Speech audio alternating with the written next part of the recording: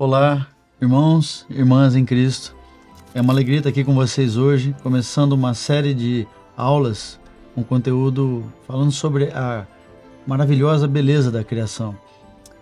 Abordando, em primeiro lugar, o livro de Gênesis, os aspectos importantes da criação e as consequências disso para a vida cristã, dividindo em duas aulas esse tema central sobre Gênesis.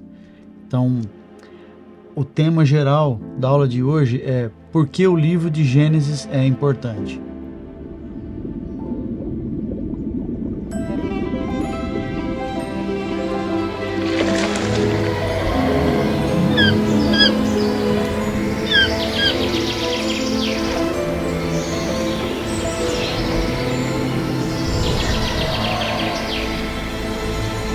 Nessa primeira parte, nós vamos estar nos baseando em dois livros, essencialmente, além das escrituras, mas um deles é um livro do Dr. Jason Riley, um apologeta norte-americano, criacionista, com um livro que tem exatamente esse tema, Why Genesis Matters, porque Gênesis é importante. E o outro livro também dele, Understanding Genesis, Compreendendo Gênesis.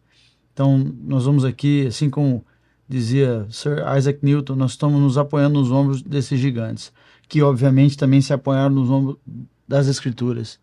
Então, como nossa regra máxima, né, nós vamos seguir nessa direção. Começando com uma curta história que fala sobre cosmovisão, né, porque, no final das contas, tudo isso diz respeito à nossa visão de mundo. Dizia, aliás, essa história está relatada nesses livros também, Dr. Jason Riley, e um certo dia, um homem amanheceu dizendo para sua mulher que estava morto, estava convencido de estar morto. E a mulher achou que era brincadeira, ainda na cama, logo de manhã, ele disse que estava convencido de estar morto. A mulher disse, deixa de brincadeira, vamos fazer o café. E o homem insistindo que acreditava estar morto. Então isso foi preocupando ela e ela acabou chamando o médico da família. E o médico da família veio e, conversando com o homem, perguntou qual que era a convicção dele de estar morto. Mas você não está falando? E o homem tinha desculpa para tudo. Não, ele dizia, somos espasmos pós-mortem, ou algo do tipo, movimentos involuntários de um cadáver. E sempre tinha resposta pronta para o questionamento do médico. Até que o médico teve uma ideia brilhante e perguntou para o homem, você acha que o coração de quem está morto parou de bater? Sim, normalmente sim. Então, os mortos não sangram. Ele falou, acredito que não. Então, o médico tirou uma agulha da sua bolsa, pegou o dedo do homem, agulhou, né, furou com a agulha e, obviamente, saiu uma gota de sangue. O médico, feliz, disse, olha aí, tá vendo o sangue? E o homem respondeu a ele, pois é, doutor, parece que homens mortos também sangram. Então, conclusão dessa história é que a visão de mundo, né, desse homem acabou fazendo ele mudar as próprias conclusões, né, para se ajustar à visão de mundo, às convicções dele, a sua visão de mundo, que naquele momento era acreditar que estava morto. A visão de mundo, ela está por trás de tudo isso, né? E hoje nós vivemos num mundo, numa era pós-moderna, né, onde a verdade é muito relativizada e essa falta de convicção na verdade absoluta, né, especialmente naquele que é o caminho, a verdade e a vida, né, o Senhor Jesus, a falta de convicção nisso traz muitas dificuldades. Então, uma citação de G.K. Chesterton no livro Ortodoxia, aliás, nós recomendamos a leitura desse livro, é bem interessante a forma como esse jornalista cristão, ele escreve, ele fala, abre aspas, G.K. Chesterton, mas o mal de que sofremos hoje em dia é a humildade no lugar errado. A modéstia deslocou-se do órgão da ambição. A modéstia se fixou no órgão da convicção, onde ela nunca deveria estar. O homem foi concebido para duvidar de si mesmo, não duvidar da verdade. E isso foi exatamente invertido, né? Nos dias de hoje isso é mais do que verdade. Estamos em vias de produzir uma raça de homens mentalmente modestos demais para acreditar na tabuada, diz ele, de forma bem interessante, provocativa. E ele continua, corremos o risco de ver filósofos que duvidam da lei da gravidade, como se ela fosse uma simples fantasia pessoal. E nós sabemos que é muito arriscado duvidar da lei da gravidade. Então, esse é o ambiente que nós vivemos hoje, um ambiente pós-moderno, um ambiente de relativização não só de verdades, mas também de valores. E nós precisamos recuperar isso na visão de mundo cristã e reafirmar essas questões. Boa parte da motivação que nos faz falar, ensinar esses temas, vem de estatísticas preocupantes. Uma delas foi feita uma pesquisa online em 2013, em novembro de 2013, com 2.250 adultos que responderam online pela internet as seguintes perguntas: você acredita em Deus? Você acredita em milagres? Você acredita em céu? Você acredita em Jesus como Deus, o Filho de Deus? Você acredita em ressurreição de Jesus? E você acredita em criacionismo bíblico? E a última pergunta: você acredita em evolucionismo de Darwin? Então, como esse instituto que fez a pesquisa, eles têm uma série histórica desde 2005, fazendo as mesmas perguntas, eles computaram as respostas afirmativas em termos percentuais. Então, em 2005, vocês podem ver que aqueles que acreditavam em Deus eram 82%, enquanto em 2013, 8 anos depois, era apenas 74%, uma redução de 8 pontos percentuais. O mesmo acontece com todas as outras 6 primeiras perguntas, Você acredita em Deus, milagres, céu, Jesus, ressurreição e criacionismo? Todas elas diminuíram em pontos percentuais de 2005 para 2013, mostrando uma clara redução da crença nessas verdades. Mas a última pergunta aumentou. Você acredita em evolucionismo de Darwin? O número de pessoas que responderam afirmativamente em 2005 foi 42%, e em 2013 47%, um aumento de 5 pontos percentuais. É possível perceber que há uma correlação direta, invertida nesse caso, à medida que as pessoas passam a crer menos na Escritura e tudo que ela ensina e declara, a crença no evolucionismo de Darwin passa a ser uma consequência natural. E isso é muito preocupante. Nesse gráfico agora, nós podemos mostrar essas tendências culturais. Existe uma ferramenta do Google chamada Ngrams, que mostra a frequência de ocorrência de termos na literatura que eles mapearam através de digitalização de livros. Segundo eles, foram digitalizados até agora por esse projeto 5,2 milhões de obras, o que corresponde a cerca de 4% da produção literária no mundo desde 1800 até os dias de hoje. Então, eles transformaram isso numa plataforma e você pode fazer pesquisa pelos termos e ver ao longo da história a frequência de ocorrência desses termos, e isso tem sido chamado de culturômica, uma medida quantitativa de tendências culturais. Lógico que tem que ser usado com muito critério e cuidado, porque afinal de contas são 4% só, mas dá alguns resultados quantitativos interessantes. Então é possível ver no gráfico que a tendência é crescente, no termo de evolução biológica, evolução darwiniana e até evolução teística. Mas a evolução química parece que tem um aumento e depois cai, vertiginosamente. Como química é possível entender, por que é difícil acreditar na evolução, especialmente na parte que antecede a biologia, a parte que envolve ainda a química, a organização das moléculas, o que nós chamamos de abiogênese, como a não-vida. A organização de moléculas gerou a vida, como nós conhecemos. Então, isso mostra tendências crescentes e também a dificuldade de convencimento da evolução química. Como químico, é fácil perceber, isso é ainda mais difícil acreditar na teoria da evolução. Então, o ponto que o Dr. Jason Liley aborda nesse livro, porque Gênesis é importante, é muito importante em termos de implicações para a vida cristã.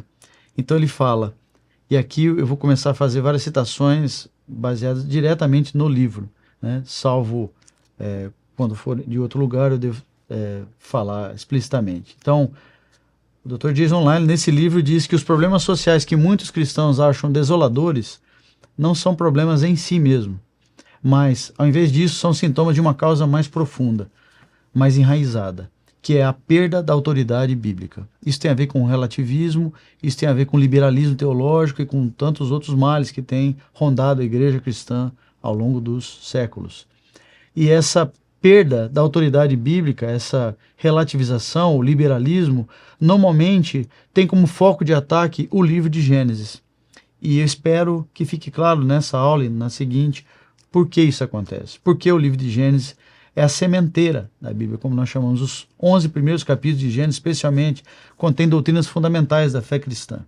Então, é possível entender por que os ataques são principalmente a esse grande livro, o livro de Gênesis. A Escritura como um todo é atacada, mas há um foco no livro de Gênesis. Ele diz ainda, o Dr. Jason Lyle, que os valores cristãos não podem existir isolados, né, no vácuo. Eles têm sentido à luz do relato histórico, literal, registrado no livro de Gênesis. Essa é a maneira como nós cremos. O livro de Gênesis é um livro literal, histórico. Assim, conforme a sociedade rejeita de forma crescente o livro de Gênesis em favor, por exemplo, da teoria da evolução, como nós acabamos de ver na estatística, a consequência disso, natural, é um declínio, é que experimentaremos um declínio não só do cristianismo, da relevância do cristianismo e da igreja cristã no mundo, mas também como sociedade, como humanidade. Então, ele diz, concluindo essa parte do livro, que as bases para várias doutrinas cristãs encontram seu fundamento na compreensão literal e histórica, particularmente no livro de Gênesis. Então, um desses valores é o valor da vida humana, por exemplo. Está lá em Gênesis 1, 26 e 27, né? O famoso imago Dei, como nós chamamos, né? O fato de termos sido feitos à imagem e semelhança de Deus, de sermos criaturas especiais, né? O ser humano é uma criatura especial. Também disse Deus, façamos o homem à nossa imagem, né? Começa assim o texto. A Bíblia ensina que o ser humano é outra categoria de criação, é qualitativamente diferente de outras criaturas. Ou seja, nós não somos só quantitativamente diferentes, né? Alguns dizem, quem acredita na teoria da evolução, pelo menos, que nós somos apenas animais mais evoluídos, né? Então seria uma visão uma diferença quantitativa, né? Alguns acreditam que nós temos ancestrais em comum com os símios, os macacos, né? Isso deriva da teoria da evolução de Darwin, né? Mas nós confrontamos isso, né? Não só com a escritura, mas também com evidências científicas. E a visão bíblica é de que o ser humano é uma criatura especial, como nós chamamos de coroa da criação. É uma criatura que foi feita à imagem e semelhança de Deus. Nem os céus, com toda a sua glória, e o salmista, no Salmo 19, já diz isso, né, que os céus proclamam a glória de Deus, o firmamento anuncia a obra de suas mãos, mas nem os astros, as estrelas magníficas, né, olhando para o céu à noite, nem os astros celestes foram criados à imagem e semelhança de Deus, como o ser humano foi. Então isso nos torna criaturas especiais. Por isso, quem estiver me ouvindo, especialmente se forem jovens e crianças, nunca deixe ninguém convencê-los do contrário. Vocês não têm ancestrais comuns com os macacos.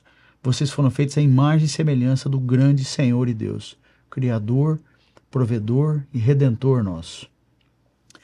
O salmista, no Salmo 8, também repete essa mesma verdade. Nos versos de 3 a 5, ele diz, abre aspas, quando contemplo os teus céus, obra de teus dedos, e a lua e as estrelas que estabelecesse, que é o homem, que dele te lembres, e o filho do homem, que o visites, fizeste, no entanto, por um pouco menor do que Deus, e de glória e de honra o coroaste. A mesma visão, o imago Dei, o fato do ser humano ter sido criado por Deus à sua imagem e semelhança. Esse é um valor, essa é uma verdade que nós precisamos reafirmar.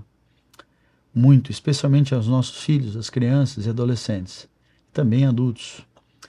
Ainda falando sobre o valor da vida humana, né, nós podemos lembrar que a cada respiração nossa, uma quantidade enorme de micro-organismos, incluindo alguns patogênicos, né, alguns micro-organismos que provocam doenças, né, como bactérias, por exemplo, uma quantidade enorme em cada respiração nossa é absorvido por nosso corpo. E uma boa parte, se não a maior parte desses organismos patogênicos são destruídos pelo nosso sistema imunológico, né? Sistema maravilhoso, criado por Deus para nos proteger de tantas dessas ameaças.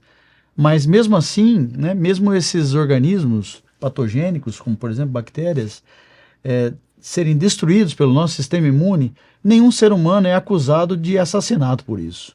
Por quê?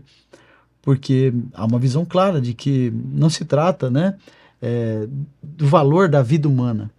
Então, por que ninguém grita assassino quando nós consumimos vegetais? Quando mordemos uma maçã ou um tomate, por que ninguém grita assassino? Porque a razão é clara. É porque todos sabem que os animais e as plantas não carregam a imagem de Deus. e nem possuem uma alma, né? Mas o ser humano possui uma alma e carrega a imagem de Deus. E é por isso que fica claro essas questões. As plantas foram criadas por Deus para os seres humanos e todas as outras criaturas criadas ali em Gênesis comerem, né? Se alimentarem. Isso é o propósito, né, das plantas. Está claro em Gênesis 1, 29. A santidade da vida humana é uma verdade ética, é uma verdade moral e ética, e é fundamentada especialmente no livro de Gênesis. Nós conhecemos o relato de Gênesis 4, né, Caim e Abel, né, e também de Gênesis 9, 6, né, que diz: se alguém derramar o sangue do homem, pelo homem se derramará o seu, porque Deus fez o homem segundo a sua imagem. De novo, o princípio disso é o imago Dei. Quer dizer, o que protege a vida humana e até mesmo de nossos... as pessoas que se opõem a nós, né, a nossa visão de mundo, os nossos críticos, né, do cristianismo e tudo mais, até mesmo eles foram feitos à imagem e semelhança de Deus. E nós precisamos lembrar disso, para tratá-los com respeito e dignidade que essa verdade requer. O fato de todo ser humano ser feito à imagem e semelhança do seu Criador. Ainda falando do valor da vida humana, né, o mecanismo de Darwin é o mecanismo da sobrevivência do mais adaptado, né, do mais apto. Isso é chamado de seleção natural. Mas se a criação de Deus é apenas um mito, né, como os evolucionistas defendem, ou os naturalistas, ou materialistas, ou ateus, né, nós vamos usar aqui um pouco como sinônimos, apesar de não ser exatamente sinônimos. Mas vamos falar do materialismo, ou do naturalismo filosófico, é o que nós conhecemos como ateísmo, né? Segundo eles, a criação de Deus seria um mito. Mas se a criação de Deus é um mito, e se as pessoas são apenas animais evoluídos, na visão de Darwin, então como nós podemos distinguir as pessoas dos animais? Vira um problema prático, problema lógico, racional. Animais não têm um código de moral, de ética, eles apenas agem por instinto. Se um leão mata outro leão, né, na selva, ou mesmo no zoológico, nós não dizemos que isso é errado e não colocamos o leão na prisão, porque ele agiu por instinto. Alguém poderia dizer que os seres humanos são mais inteligentes que os outros animais, nessa visão quantitativa, né, na diferença quantitativa.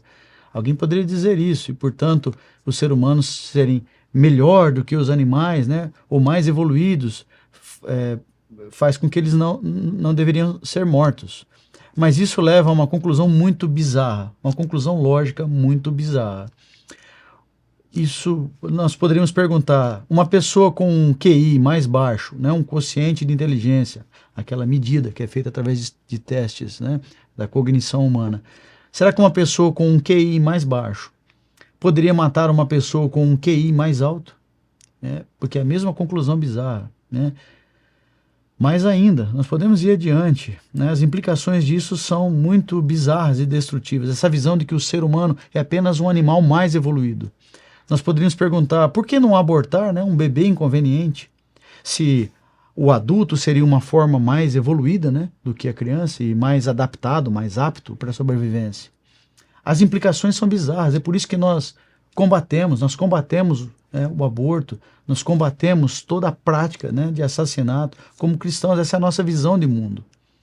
Os evolucionistas, naturalistas ou materialistas, né, de novo, eu estou usando um pouco como sinônimos, apesar de não serem exatamente sinônimos, mas esses termos se confundem um pouco. As pessoas com essa visão de mundo não têm um motivo lógico ou racional para dizer que essas coisas são erradas, né? Matar alguém com QI mais baixo, né, ou matar um bebê inconveniente. Essas pessoas com uma visão de mundo naturalista, materialista ou evolucionista, elas não teriam um motivo racional, lógico, para dizer que essas coisas são erradas, mesmo acreditando que elas são erradas. Eu não duvido que muitos naturalistas, muitos ateus, de fato também acreditam que o assassinato é errado, que o aborto até mesmo é errado, mas o fato é que eles não têm uma base racional para defender isso. Essa é a questão aqui em jogo. Essa base se encontra no livro de Gênesis. O valor da vida humana como tendo sido feita à imagem e semelhança de Deus. O imago Dei.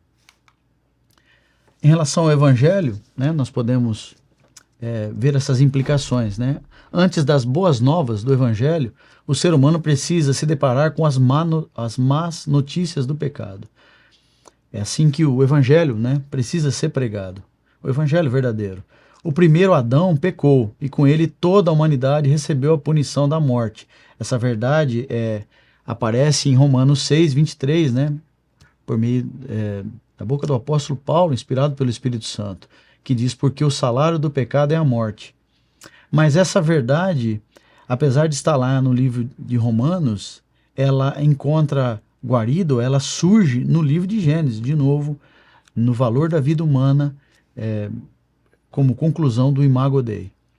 Então, a relação entre o pecado e a morte, essa relação, ela não se origina nos outros livros da Escritura, nem em Romanos, nem em outros livros, mas sim no livro de Gênesis.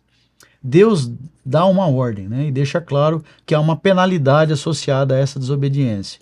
No dia em que dela comeres, certamente morrerás. Está lá em Gênesis 2,17, né, a proibição de comer do fruto da árvore do conhecimento do bem e do mal. E Romanos, né, 8:22 diz: porque sabemos que toda a criação a um só tempo geme e suporta angústia até agora. Então, o impacto da queda não foi só sobre o ser humano, mas sobre toda a criação. E em Gênesis 3, especialmente no verso 15, tem aquela promessa lá que nós conhecemos como proto-evangelho, né, a primeira semente do evangelho, da esperança, né, daquele que seria a semente da mulher que pisaria a cabeça da serpente, né? A semente da mulher que faria isso, apontando claramente para o Senhor Jesus. Porém, sem a historicidade, sem o caráter histórico, literal, do livro de Gênesis, a mensagem do Evangelho não tem sentido. Na cosmovisão naturalista dos evolucionistas, a morte teria sempre existido, muito antes dos seres humanos. Então, como a morte poderia ser a penalidade pelo pecado, se ela teria existido antes de Gênesis 3? E se a morte não é a penalidade pelo pecado, então por que Jesus morreu na cruz? Cria um problema teológico sem precedentes. A cruz de Cristo é esvaziada sem o livro de Gênesis. Essa teologia ela vai ser comprometida, né? Tudo que nós cremos, salvação em Cristo, ela é absolutamente comprometida sem as verdades históricas e literais do livro de Gênesis. O conceito do pecado não tem significado num universo evolucionista, naturalista, que diz que a morte é algo natural e não resultado do pecado, como nós cremos. Se o mundo sempre esteve repleto de sofrimento e morte, então por que alguém precisaria se reconciliar com Deus? Por meio de Cristo? Gera um problema teológico muito grande. Nós podemos ver nesse mapa, né, nesse gráfico, ou tabela, melhor dizendo, que compreender, né, essa verdade no livro de Gênesis não é algo de irrelevante ou de segunda importância. Na verdade, é algo de primeira importância. Né? A origem da morte, né, como nós acabamos de ver, segundo a visão bíblica, né, é no nosso pecado, os textos que acabamos de falar. Né? Segundo a visão evolucionista, a origem da morte teria sido na própria criação, seria algo natural da criação. A origem das doenças, até mesmo, né? Segundo a visão bíblica, o criacionismo bíblico, vem do nosso pecado. O salário do pecado é a morte, né? As consequências do pecado, a maldição que o próprio Senhor declarou em Gênesis 3. Mas na visão evolucionista, a origem das doenças também seria a partir da própria criação de Deus, seria algo natural. A origem da própria degradação do cosmos, do universo, de novo, na visão bíblica criacionista, vem do nosso pecado. As consequências, toda a criação geme. Enquanto na visão evolucionista, a origem da degradação do cosmos, do universo, ela, de novo, viria da própria criação de Deus, seria algo natural.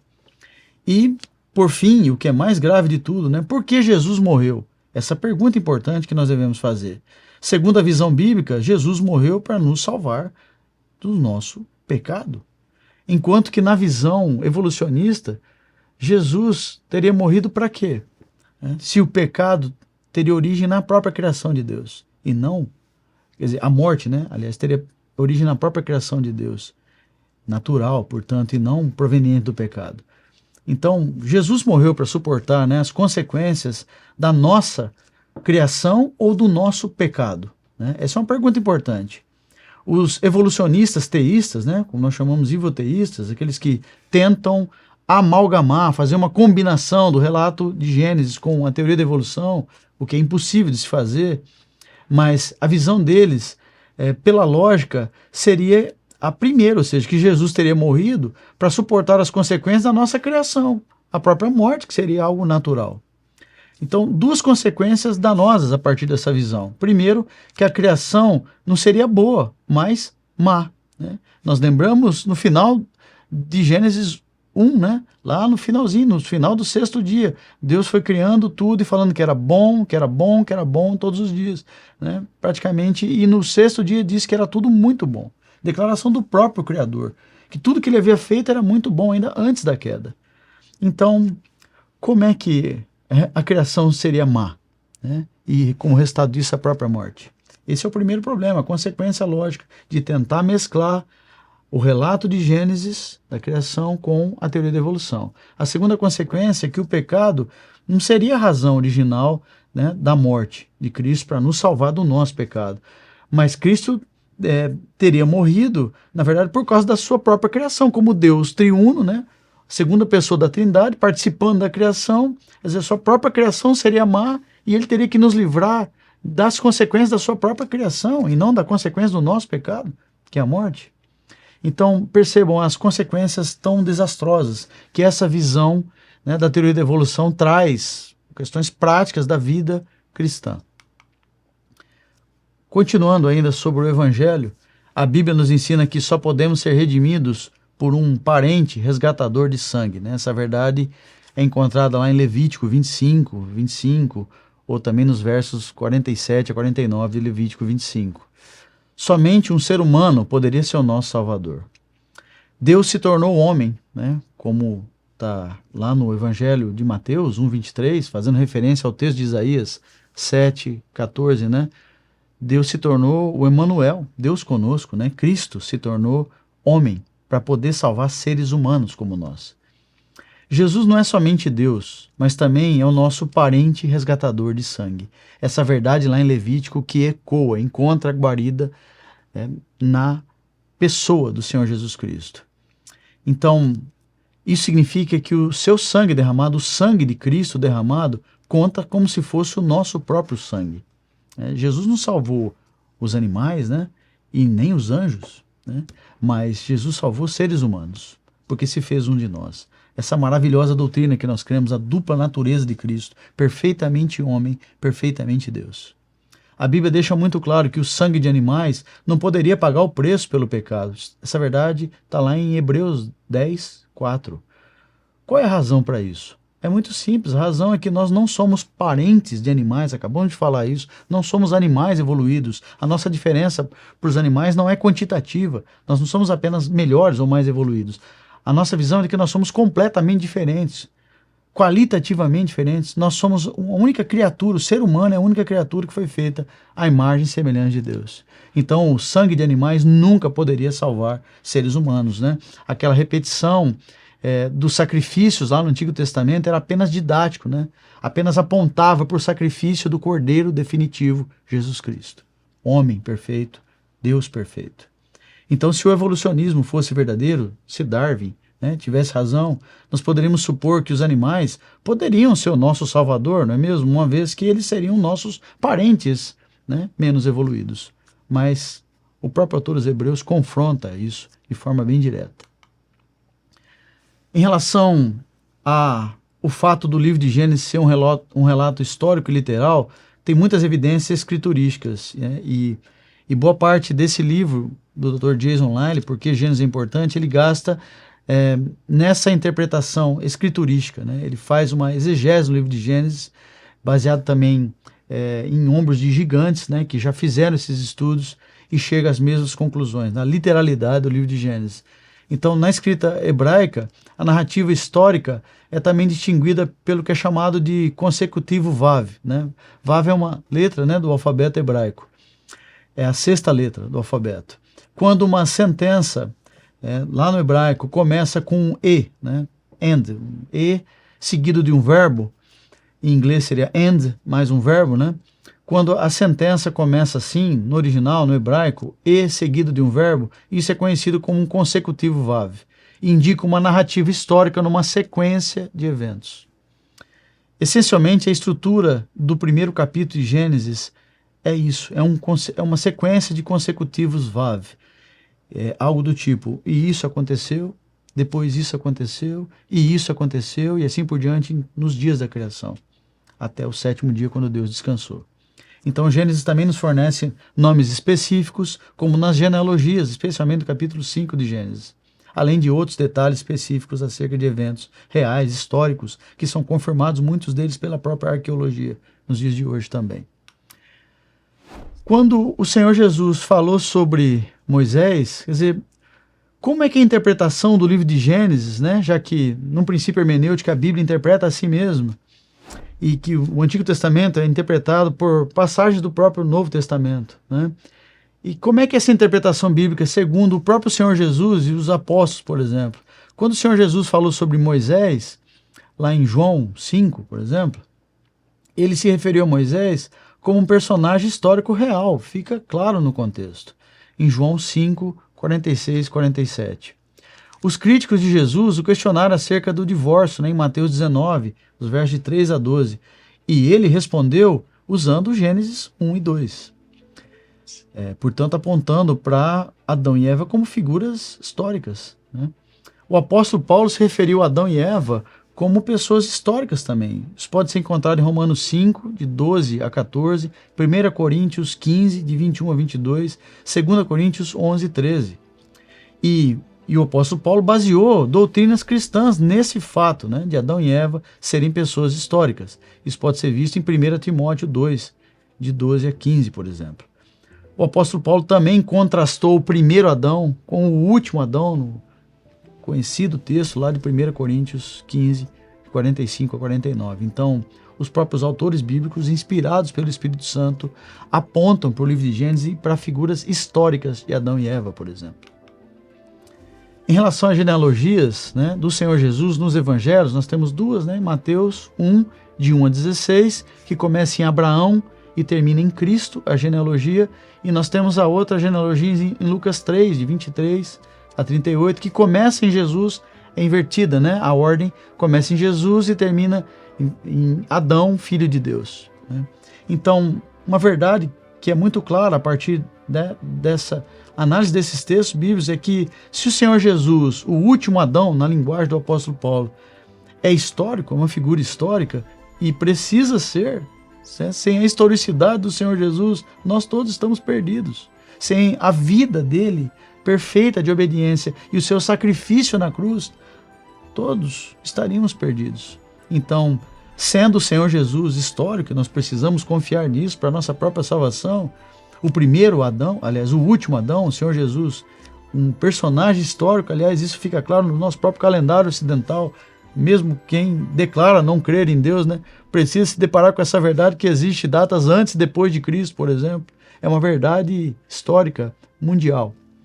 Mas, voltando a essa verdade, né, para deixar bem claro, se o Senhor Jesus, o último Adão, é histórico e precisa ser, então o primeiro Adão, né, o primeiro homem, também precisa ser histórico como nosso representante também. O último Adão é nosso representante, né, o representante para a nossa salvação. Mas o primeiro Adão também é o nosso cabeça federal, representante. Essa é uma verdade que precisa ser proclamada. Quanto aos apóstolos, e como eles interpretam, né, o livro de Gênesis, no Novo Testamento, sobre o apóstolo Pedro, por exemplo, ele interpretou Gênesis literalmente, escrevendo sobre Noé e o dilúvio, por exemplo, como uma história real. Está lá em 1 Pedro 3, 20, ou 2 Pedro 2, 5.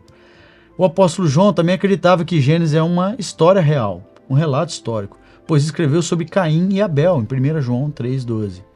Judas, né, se referiu a pessoas, lugares e eventos em Gênesis, como por exemplo Sodoma e Gomorra em Judas 7, Moisés em Judas 9 e Caim em Judas 11.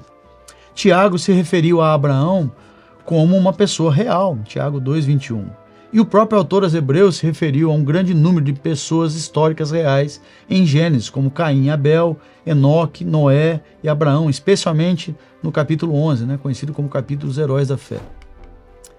Então, essas são verdades que nós precisamos proclamar de forma bastante convicta, né, em nossos dias, onde a historicidade do livro de Gênesis, esse questionamento da historicidade do livro de Gênesis é antiga, é uma heresia antiga. que só reaparece nos nossos dias com outros nomes.